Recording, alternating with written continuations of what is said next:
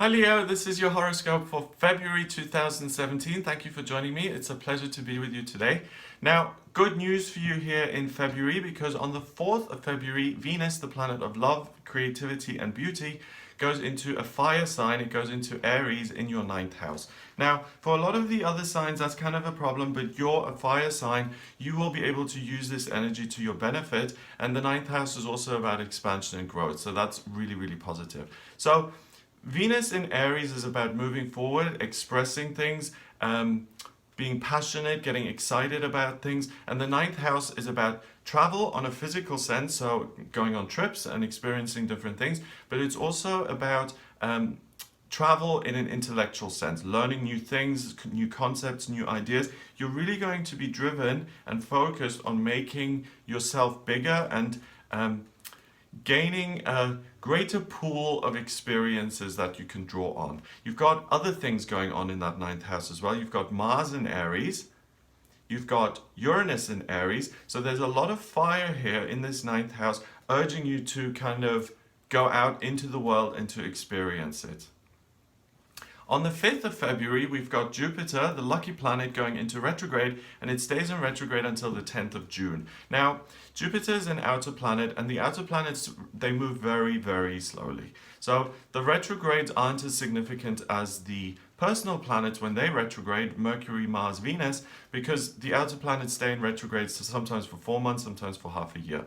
Now, Jupiter, when that goes into retrograde, it's a good time to reflect and to reevaluate and to kind of rethink some of the ways in which you do things. In this case, particularly in the way you communicate and the way you communicate with other people and the way you have relationships. So if you have been in a circle of friends that's really not particularly helpful and that's just been chaos and no one ever gets anywhere, or if you've had toxic relationships, or if you have very few friends and you're wondering why, it's a really good idea to become reflective about those kind of things while you're out there traveling and learning and expanding. Remember that stuff in Aries up there in your 9th is still going on. And really, you can take a little bit of time out to gain some personal understanding about what your role in all of this is and how you can make your relationships better in future. Now, on the 7th of Feb, Mercury goes into Aquarius. That goes into your 7th house. And Mercury in Aquarius is very rational and reasonable and very scientific. So the ideas are going to flow very easily and nicely. Your midheaven is sitting in there, and so is your sun. All of them are in Aquarius. So a big part of your identity here and what you want to work on and what you're really responsible about, well done, are your relationships. You're really taking those seriously. So yes, you want to grow and travel and expand and make your relationships in general better, but you're also willing to put in the work and you're seeing things very clearly. So if you have struggled with this your whole life, okay, that your relationships with other people have always been difficult and challenging. You know, people say things like, oh, I prefer animals to human beings because they don't talk back. That's all very nice, but as a human being, you're not going to get the kind of fulfillment from a rabbit or a guinea pig or a dog that you get from human interaction, okay? So this is work that's really useful and you're really taking this seriously and you can make a lot of progress. On the 11th of February, there's a full moon in Leo and it's also a lunar eclipse. Now, I always make separate videos on the full moons and new moons to go into a lot more detail because they can be a bit complicated.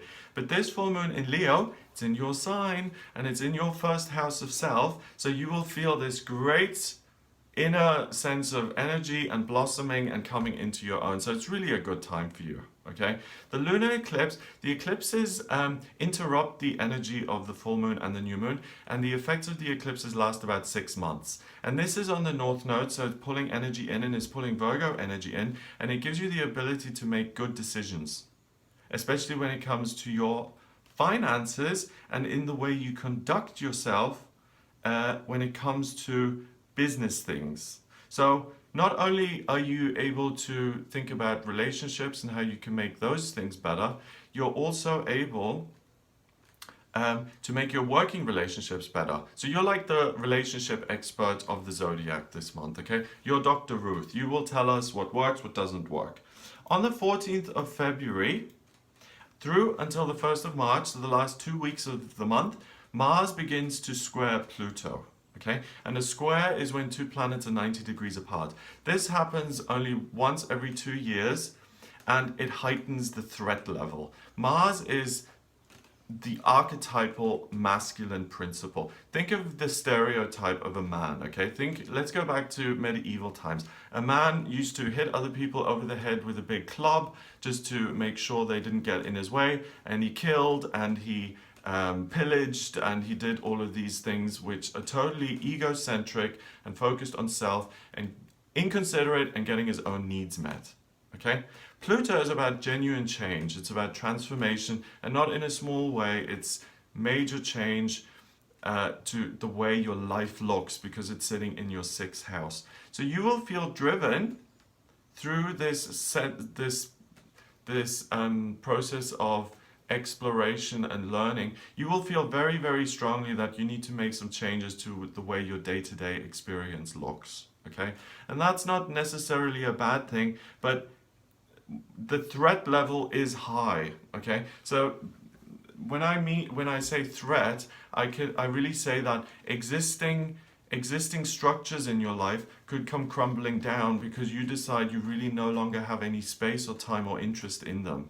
So really think about these things very clearly. After this eclipse, yes, you're making good decisions. Trust your own gut. If you do want to make changes to your day-to-day life, if you're sitting on a commuter train for 4 hours every day, then it's about time that you start thinking about making the quality of your life a little bit better.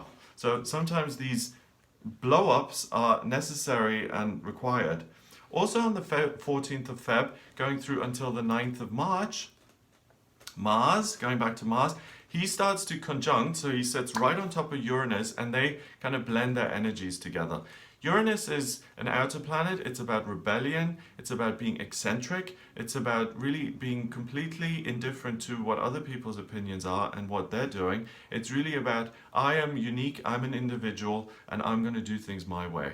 Together with Mars, it's complete megalomania. It's like it's total ego. It's total self. We can't live in the ego because it ruins our lives. We have to kind of tune into something greater, because when you tune into something greater and you ask the universe what it wants you to do with your life, then your life tends to work. If you go into the ego and you say, I want loads of money and I want power and I want fame and I want people to respect me, you're really setting yourself up to fail. Because even when you get those things, you'll notice on the other side of things that they don't fill that inner gap. They don't fill the hole in the soul. They don't make you happy. So yes, you have a lot of energy this month. Yes, you're able to learn and to make changes. But instead of asking, what am I going to do with my life? Ask, what are we going to do with this life? What would you like me to channel this energy into? And then you can really make fabulous changes. So please include a meditation practice. Be disciplined about it, connect with the higher power, see what's going on, and really use this to your advantage so that you don't throw everything up in the air and you have to tidy it up afterwards. Now that energy continues through until the end of the month. On the 26th of February, we've got Mercury going into Pisces, and that joins the other planets which are sitting in your 8th house. You've got Chiron, Neptune, the Sun, the Moon, the South Node, and Mercury, all in Pisces. So this is interesting because you're going to feel somewhat overwhelmed in the situation that you're in, and you're going to have strong feelings about the institution you belong to, the job that you have, the employment situation, the studies, whatever. And you will feel almost like the emotions are too much and you need to reduce something, or you need to cut something away, and you need to go your own way to actually stop all the chatter and to make decisions yourself and to be more independent. And that's all fine again, but remember that don't do it all by yourself. If you do listen to anybody this month, listen to the unmanifest, listen to the universe, listen to the creator. Other people aren't really going to get very far with you this month because either it feels too much, or it's like, hang on a minute, back off. I don't want to hear this. Also on the 26th of Feb, we've got the new moon in Pisces, and it's a solar eclipse. We've got 2 eclipses this month. The new moon in Pisces pulls in this Piscean energy, so you're going to feel very strongly about the situation that you're in and really how you can contribute, and that's part of the overwhelm, because you're going to feel responsible personally to make things better for everyone else.